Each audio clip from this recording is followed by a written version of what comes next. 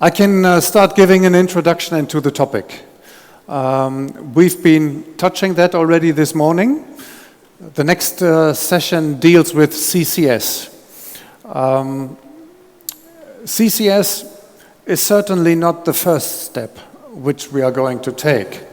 First of all, we will be taking the route towards carbon reduction by using alternative fuels, by reducing the clinker rate in cement, by using more efficient plant technology, by producing SCMs, by producing calcined clay, and all of those things which we can do to reduce our carbon footprint.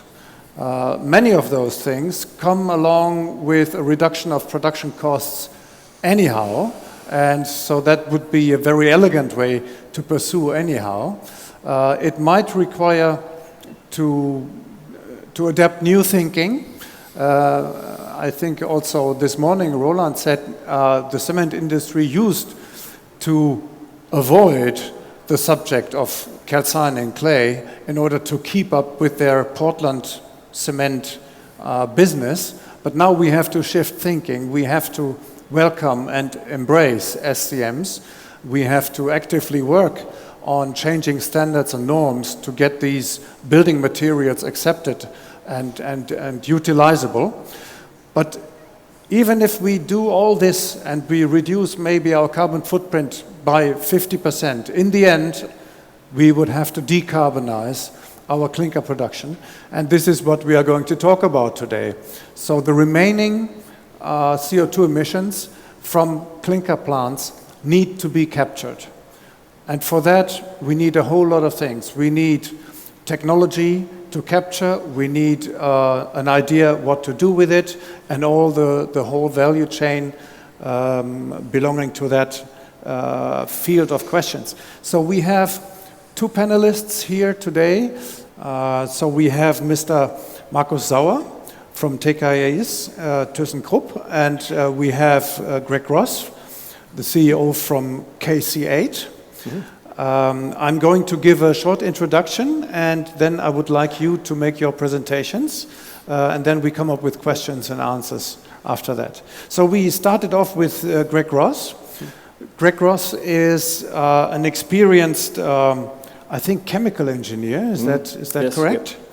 Yep. And he has been working for over 35 years in the field of treatment of gases. Yep.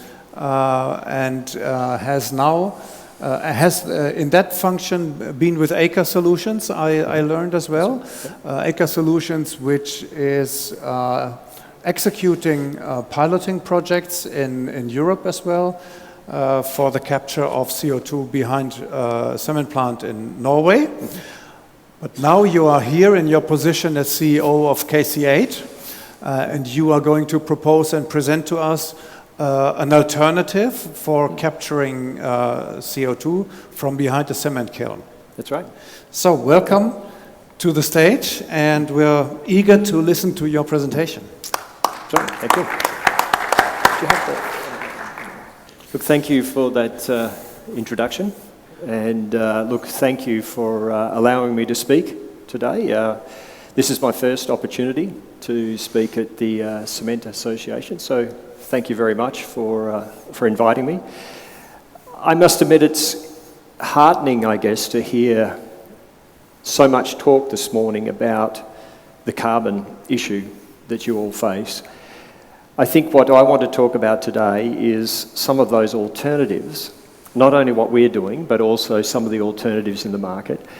I think to give you also some updates on where we see the costs going, because that was talking about, and Matthias mentioned that this morning about what his vision was for where the cost needed to be to make it competitive, and we believe we're nearing that point. I think also it's an opportunity to look at the industry where you actually have so many different levers to pull that this final part of carbon capture is something that is actually manageable.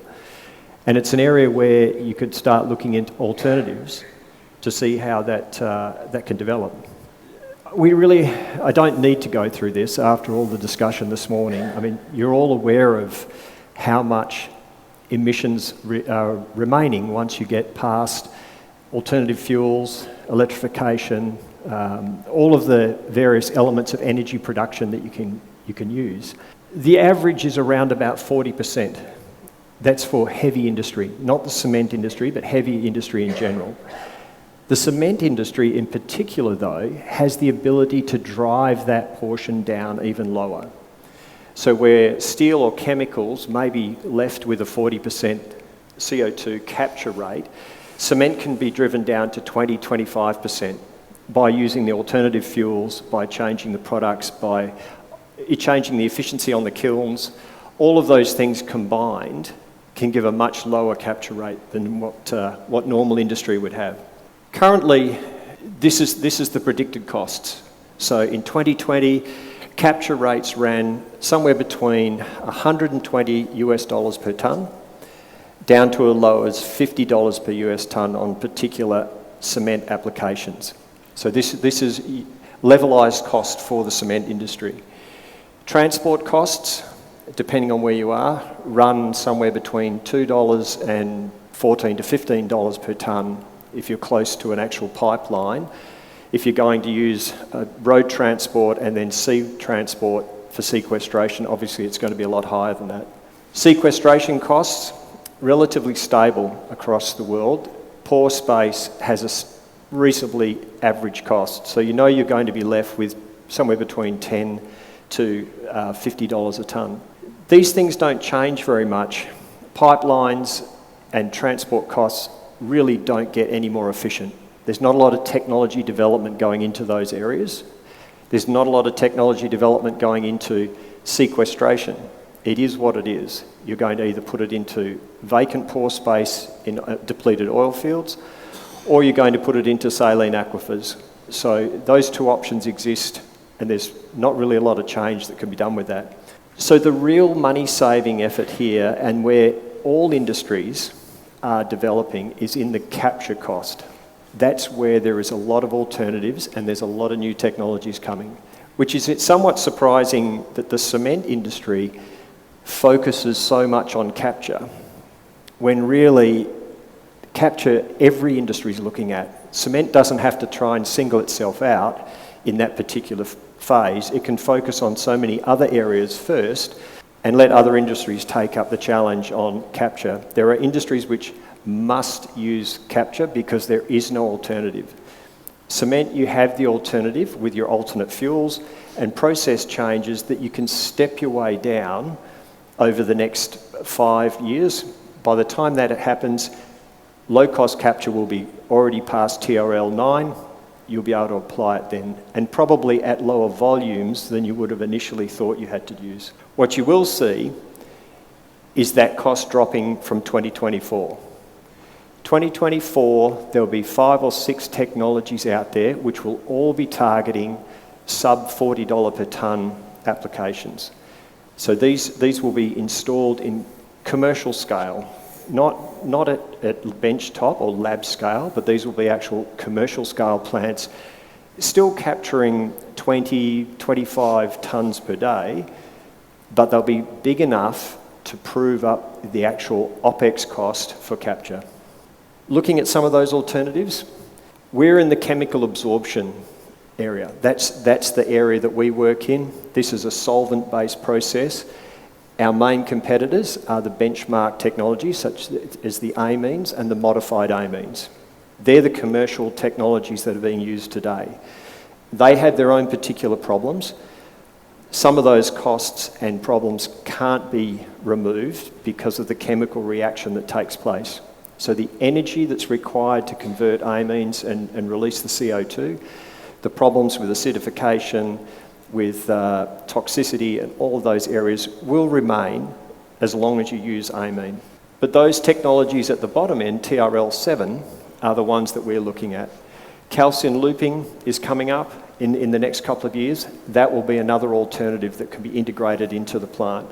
Direct separation is still some time off, and so is oxy-fuel. I mean, oxy-fuel promises a great deal as long as you're prepared to have an air separation plant operating in the cement plant, which then means you've got nitrogen to deal with and some of the other byproducts as well. It's available, and it's certainly something that can be used, but it's still got some time to go.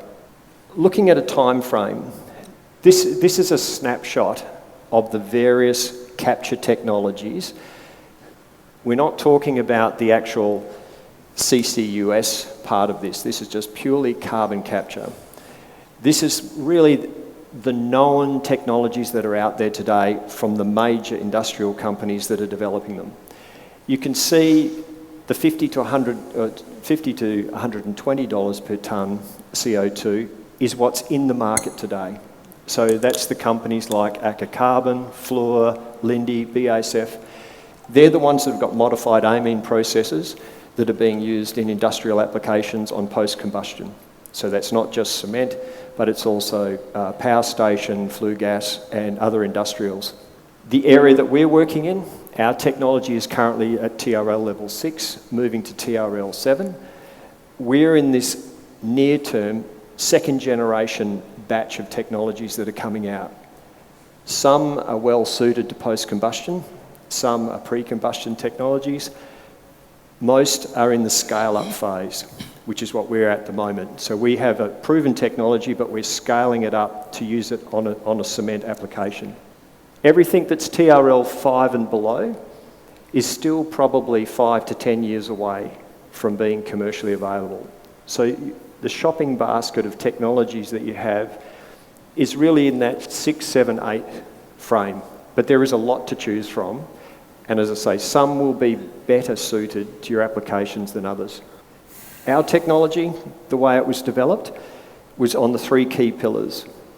So these were that we had a technology that was sustainable. The development started in 2008.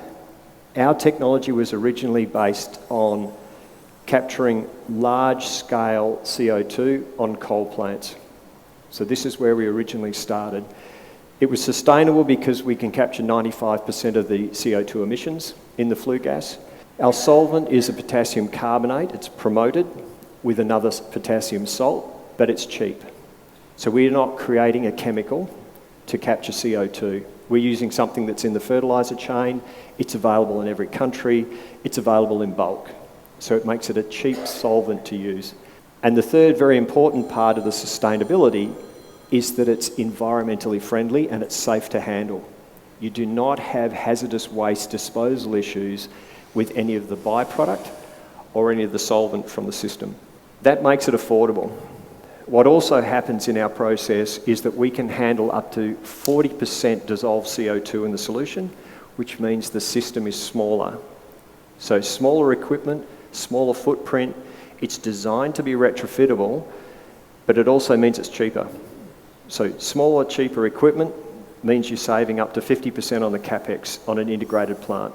And finally, it's designed to have an impact. It was always designed for large-scale applications, so capturing 500,000 or 1 million tonne per annum using this technology is quite feasible. That's what it was designed for.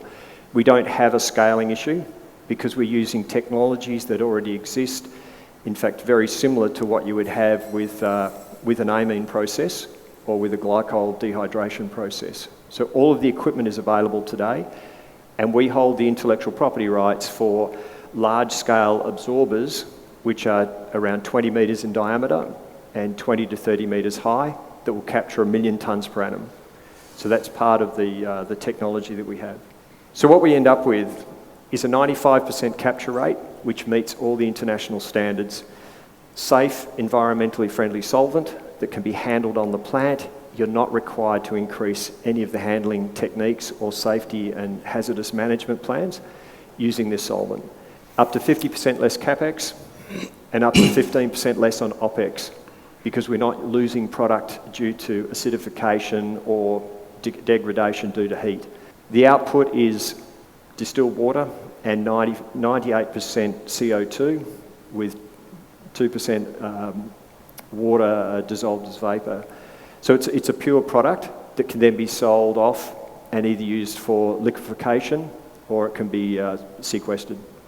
We're currently working with Cement Australia on a project that will install one of these units to verify all of this information next year. Cement Australia is a joint venture between Holcim and Heidelberg Cement. It exists as an equal joint venture in Australia.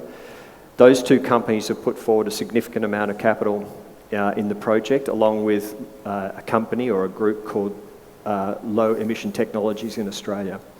They're financing the build and the development of this first plant, which will capture 20 tonnes per day, directly connected after the bag house on the calciner. So what we'll have is a demonstration project that is roughly around $12 million. It will do 20 tonnes per day of capture. It's in Gladstone, in a hub, and this goes to part of the discussions that were held this morning. The reason that we're doing the project in the Gladstone plant, when Cement Australia have two particular plants that we can operate from in Australia, is that Gladstone is going to be a hydrogen hub. So Cement Australia have already looked at this to say, in Australia we don't have a value for carbon. It's a cost. There is no tax benefit, there is no carbon price.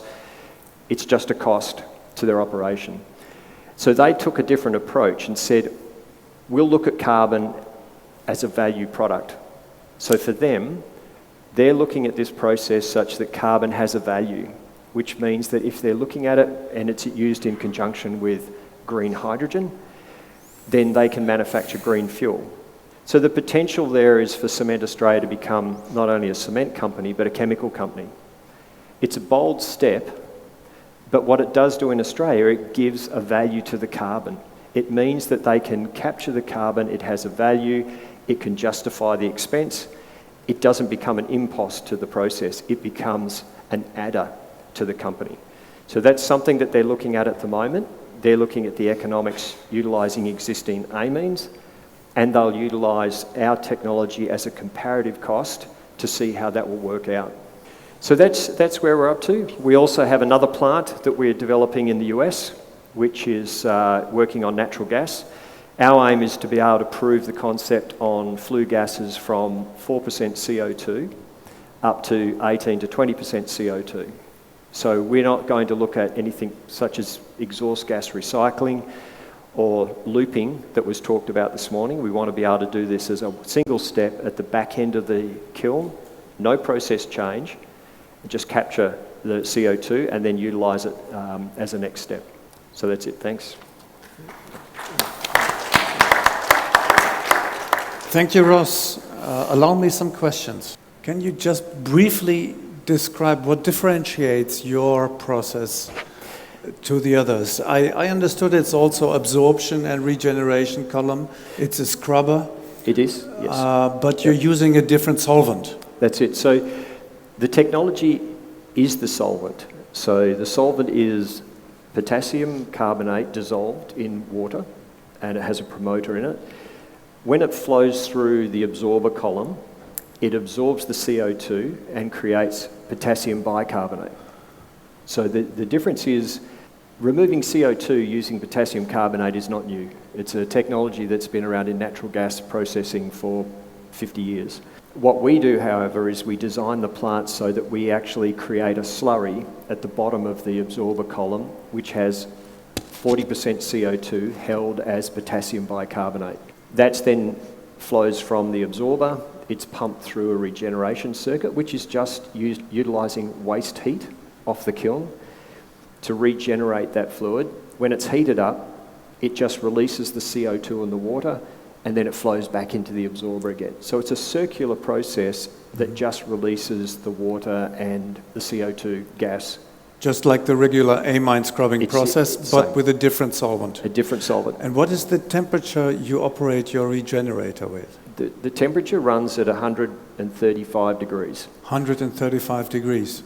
But the energy impact, because the process is fully reversible, the energy impact is around 2.2 to 2.3 gigajoules per tonne.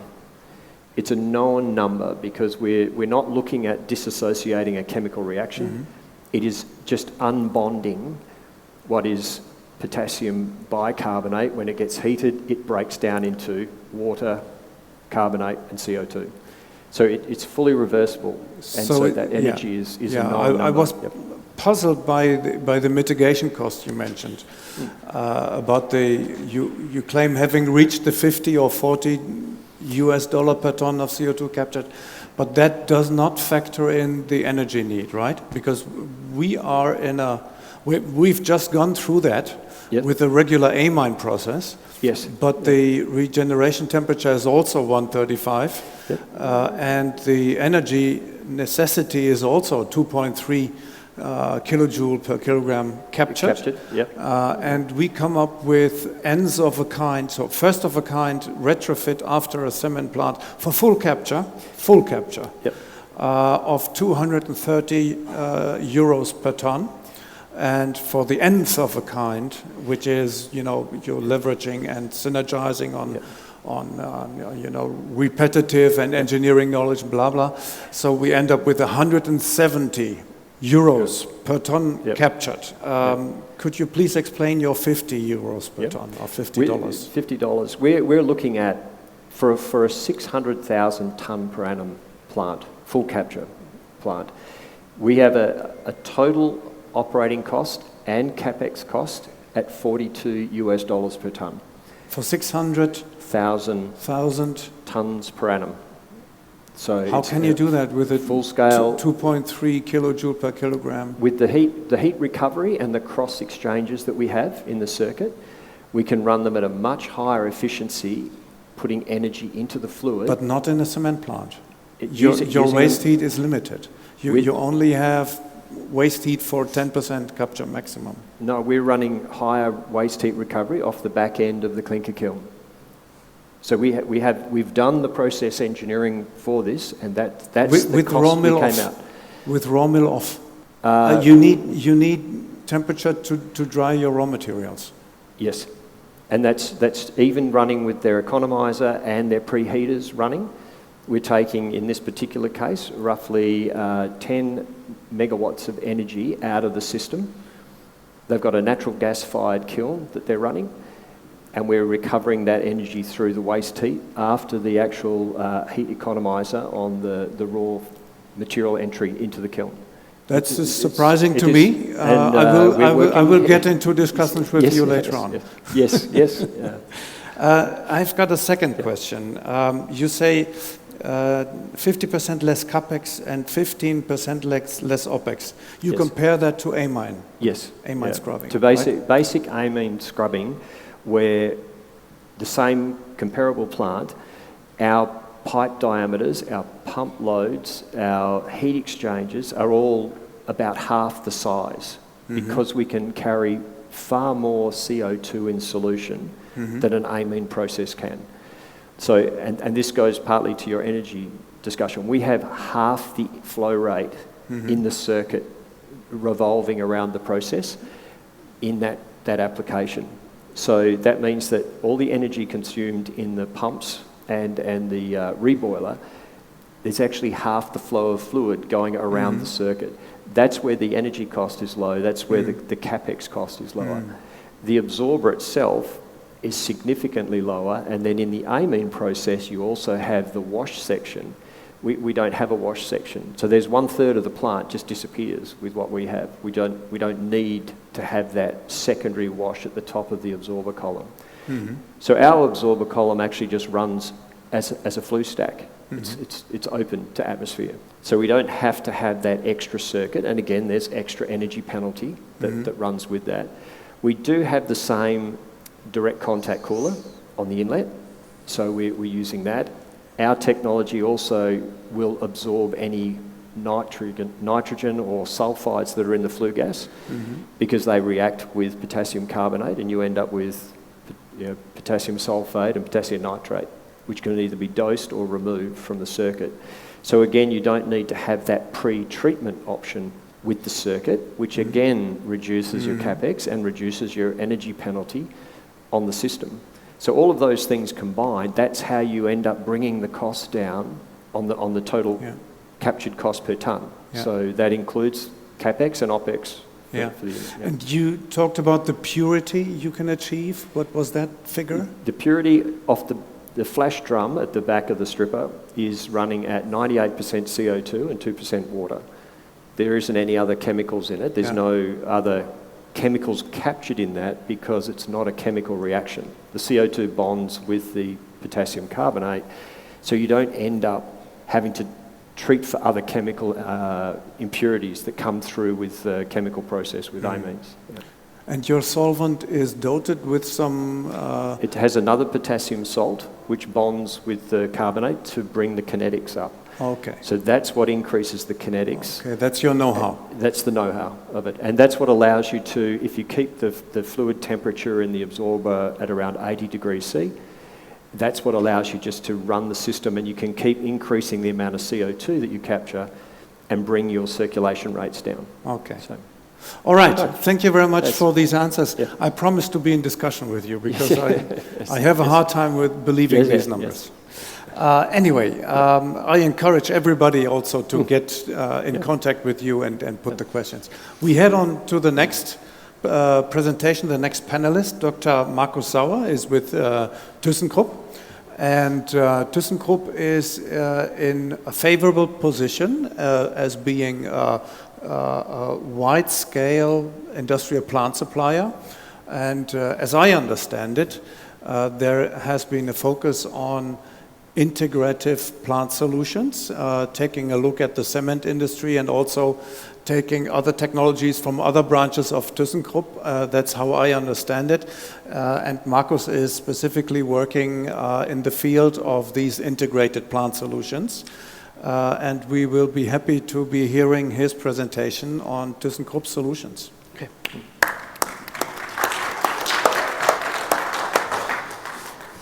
Yeah, I started in R&D already with CO2 binders to really have an alternative to the cement.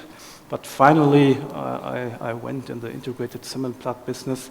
And in the last couple of years, 5 to 6 years, I'm especially working on this oxyfuel topic. No? And of course, we are in several fields looking after further technologies, no? And many things were already well said this morning. We may have the emissions, we have to take other resources, we may need alternative fuels, we have to digitalize our plants to be more efficient, and of course we may have alternative binders. But of course, finally, anyhow, we have to capture, and this was well said already, the CO2, no? We may substitute, we use alternative fuels, we may have a reduction of clinker factor, but finally the rest of the CO2 from the limestone must be captured, no? From the calcination process. And this is a focus. And anyhow, what we do, so let's assume that we're here in the 90s, that we have 700 to 800 kilograms CO2 per ton CO2. And we may reduce that by using alternative substitution materials.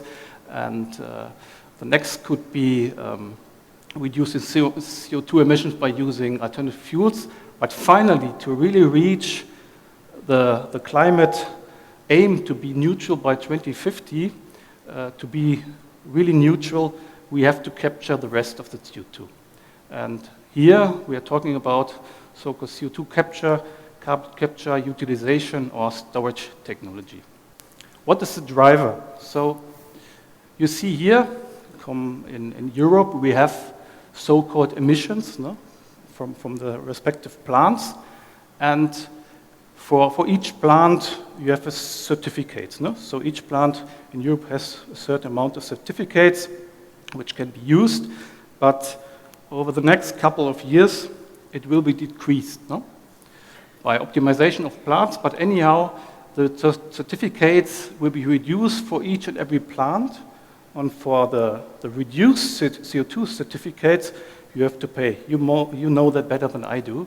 So finally, you will have no certificates, and here what is shown in red, you finally have a certain payment if you assume 3,000 or 4,000 tons per day plant. that you have here to pay for certificates in the range of 50 million euros per year. So on there, you have the business case. So the question is, of course, now when to do what. No? Shall I start with alternative fuels to substitute the clinker, or shall I already go to a carbon capture utilization and storage technology? And where is my personal break-even point? So, but anyhow, here compared in Germany or even in Europe, the certificates will be decreased. And finally, of course, you have to pay for the amount of CO2 which you emit per year. The oxy-fuel process was also already introduced, but I want to be more specific. What is oxy-fuel? What is oxy-fuel second generation? What we propose currently. And I mean, in the normal clinker burning process in the off-gas, you have, let's say, 30% of CO2. And in the so-called, and of course the main is because of the air. You have the nitrogen in the air, 79%. And the idea is now with oxy-fuel to take out the air as a combustion air, and you substitute that with pure oxygen. Yeah, instead of air, you use pure oxygen, 100% oxygen for the combustion process. And but to be in the same dimensioning of such a plant, you need a kind of recirculation. No? You have the ratio from the material to the air volume, a certain ratio, so therefore you need recirculation in such an existing plant. But you are now, of course, you have the same amount of CO2, but by removing the nitrogen out of the process, of course, you immediately increase the concentration of CO2 in the off-gas. And what we from Polysius do is we go one step ahead and say, let's design a complete new plant, so-called pure oxy-fuel plant. And we, of course, use still 100% oxygen, but in a nearly 100% oxygen-enriched combustion air. No? So, and this enables us to really further increase the concentration of CO2 in the off-gas, no? Up to 90%. Our aim is even to be higher, 95%. And so the process is completely new design, no new ceilings, new cooler, and of course with reduced air volume because of the nitrogen which is taken out of the complete process. And so we are aiming here for this CO2 content. We are currently executing our pilot plant that's located in Germany. It's, let's say, 500 tons per day plant. And this plant will be in operation in the second half of next year. And here we are working together with Heidelberg, Dickerhoff, Vicar, and Schwenk. And the aim is really to prove the concept of this oxy-fuel second generation plant. Now here just an impression of that plant. As I said, 500 tons per day, and with a complete new design. And of course, the next step is to scale that up to even higher tons per day. Once again, from left to right, this was also already said this morning. Of course, we need air separation unit for the pure oxygen for the cement plant, and stepwise we increase the CO2 content in the off-gas, so the plant must be as gas-tight as possible. No? And finally, we have here in this plant, once again, also a CPU purification unit to really get whatever it is in the small percentage in the off-gas to take out the rest of it, to really have food-grade quality CO2.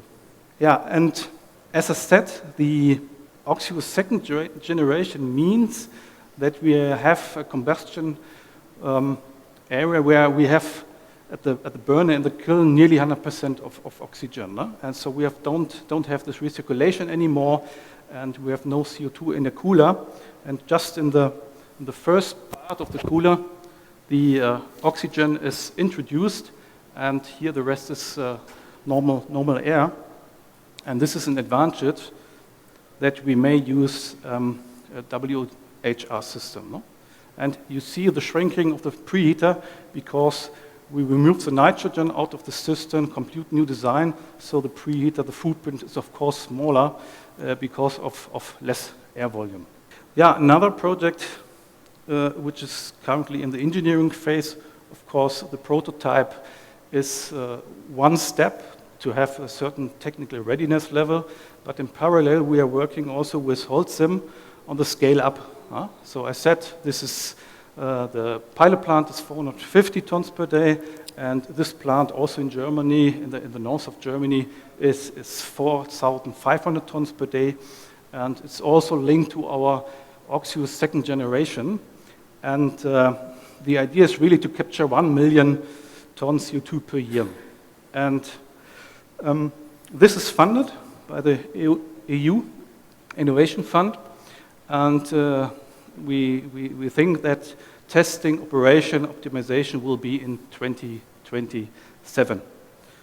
You see here the picture, so it's in an existing plant and will be built here in Legerdorf in the north. And the good of that is that here the idea is really to have this sector coupling, what was mentioned. No? So within ThyssenKrupp we have this electrolysis, we have this our CO2, of course, we have also wind energy, Rote Erde. And the idea is really within this project, we are just a small part of that. Now we have here the cement plant, we have here the electrolysis, and here offshore wind park to really produce the hydrogen. And of course, a byproduct of the electrolysis is oxygen. This should be used in the cement plant. And finally, the idea is really to have methanol synthesis to produce refuels for the airport. No? And in parallel, they have a third or fourth project. They really think about to build the respective pipelines. No? So it doesn't matter to have to capture it in the cement plant. Of course, we have to somehow transport it. No? By truck would be quite difficult. So even in Germany, there's a plan to really have CO2 pipings and to really capture the CO2 and to utilize it or to storage it. Yeah, another project, this is in Croatia. The same. Luckily, this client do not need a special treatment like a purification unit. The idea is in Croatia to have a kind of hub, CO2 hub, where the cement plants deliver via a pipeline the CO2. It will then centralized be somehow treated and finally be stored. Yeah, that would be from my side sufficient for the moment, and please feel free to ask. No? Thank you. Thank you very much for these interesting outlooks. Before we open the floor for questions to the audience, you mentioned one project coming up in Legerdorf. Yes. Is that now in parallel to the Westküste 100? This is part of it. So, good question. So this is a so-called high-scale project, and Westküste 100 was a former name, and this carbon to business is the project name just for the cement plant, which we are doing. Okay. So, but the complete project is this Westküste 100 with this offshore wind park, electrolyze, piping system, so the complete project. No? So the flow sheet you've shown in sector coupling is the Westküste 100? Yes. And the cement portion of it is the Holcim cooperation with you, the co-project called exactly. Holcim Carbon to Business. Right. So, and it is no longer pursued to take that semi-wet plant in Legerdorf, but build a new one. We will take some parts, of course, as far as possible. Of course, it will not be a semi-wet process anymore, for sure. Yeah. So most of the plant will be converted to a real 100% Oxyus second generation plant. All right. So maybe you haven't heard about the Westküste 100 project. It's a landmark project in Germany, putting sector coupling, alternative energies, synthetic fuels, and all this together. So that's why lots of people are looking at it, waiting for results. Yep. And there was a long period of silence. and maybe that is now being revitalized, as I understand you. All right. Do we have questions from the floor? Yes, Philippe Lavec. Just one question regarding this project in Lagerhof. I mean, what is the capex for retrofitting, this plant, and what kind of OPEX do you expect from that? I believe the CO2 you will sell it, to those industries, or? Sorry to say, but I cannot give clear figures on that. So you mean the project in total, or just the CO2 plant? The CO2 plant. The cement plant. I cannot give figures on that. Is it publicly funded? Yeah, is the information available? I'm not sure if it's official, I think not. So this is why it's difficult to answer. Sorry to say, It's somehow. The question is always the same, right? Because of course, you're sure. The CO2 cost today is about 90 euros per ton. Yeah. So if the capex, already costs whatever, but even the OPEX, is going to cost you the same. Yeah. The question is, should I invest in CCS or not? Yeah, I agree. So as I said, we are in the engineering phase. So the capex and OPEX will be further detailed. So, but sorry to say, not to give you any figure on that. No.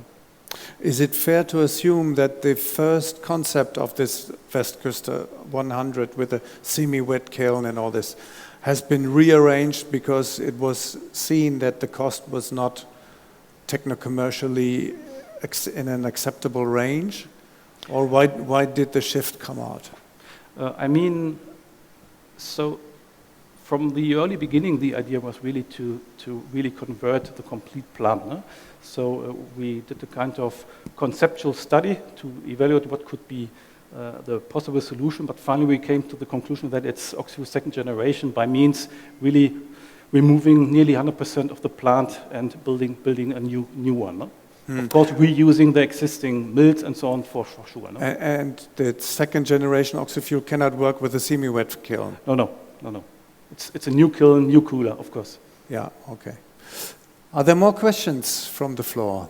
Just a simple question. You were showing replacement of air by O2, basically. Yeah. Where is O2 coming from? Pardon? Where is the oxygen coming from? In this Holcim project, we would have this electrolyze at site, no? Or near to have the byproduct from the electrolysis. But you are right. In case it's not available locally, you need, of course, additionally air separation unit, no? So you will be buying oxygen to Linde Air Liquide or something? Could be, yeah. Yeah, okay. Thank you. More questions? Do you anticipate any NOx problem when you run oxy-fuels? This oxygen is never 100%, isn't it? This is what I tried to set. Of course, a small portion might be in the off-gas, but it depends, of course, on the quality you would like to have. No? So what is what is the need for having the CO2 in a pipeline or by transporting it by trucks or whatever? So what is the demand of the let's say, the purification unit? No? But you are right, a partial could be in, but in principle, there's no problem with NOx, no? Potentially, this is an added cost, yeah? Yeah. I guess your question also points to the combustion in the kiln, right? If you combust in a pure oxygen environment, peak temperatures and flame shape will be different. That's actually really an interesting question. How can you make sure you have that, say, 8 to 10 meter flame length, which you need for the retention time of the sintering material, for the heat exposure and all that, if you combust in pure oxygen without any carrying gas? Isn't the flame too short and too intense? No. So we did some numerical calculation, CFD calculation, and it shows that there shouldn't be a problem, no? So the heat capacity of the CO2 surrounding looks like that in principle there shouldn't be an issue. Yeah, but you're not in second generation, you're not in a CO2 environment. What do you mean? You are in a pure oxygen environment. Yes, of course. It locally, you may have higher temperature, but in principle we see no problem in overall for the kiln that we may have higher temperature. No? So we cannot see that. Okay. So we'll see. Yeah, of course. We'll see. Are there more questions from the floor? Can I add one comment?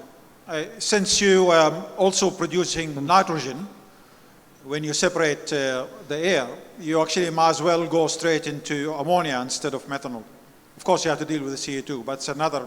There's another way. You're right. Yeah. So there's also an idea within ThyssenKrupp. We have also this ammonia plants to have green ammonia. No? So another way of using the CO2. No? Right. Are there more questions from the floor? Then I have maybe one final one. What is the capture technology you're going to use? Ammonia scrubbing, or is it pressure swing, or after oxy-fuel? No, we don't need scrubbing. No? I mean, this would only be a kind of purification, but there is the question if it's needed for the next steps. No? What is the need for the concentration or purity of the CO2 afterwards? No? For the next. You step, can go up to, you say, 90% purity. That's ambitious, but let's say you get it with 90%. Hopefully 95. Right? Let's wish you luck, but usually the downstream processes need a higher purity than 95%. Even if you go pipelining, you need 99.9. Yep. If you go to chemical industry, electrotechnical industry, you need 99.99 or something like that. So how would you purify? Yeah, in principle, a kind of purification unit, no? Cryogenic or something like that. No? Okay. Cryogenic or PSD. All right, thank you very much. If there are no more questions, let's give a big round of applause to our panelists. Thank you. Thank you very much. Thank you.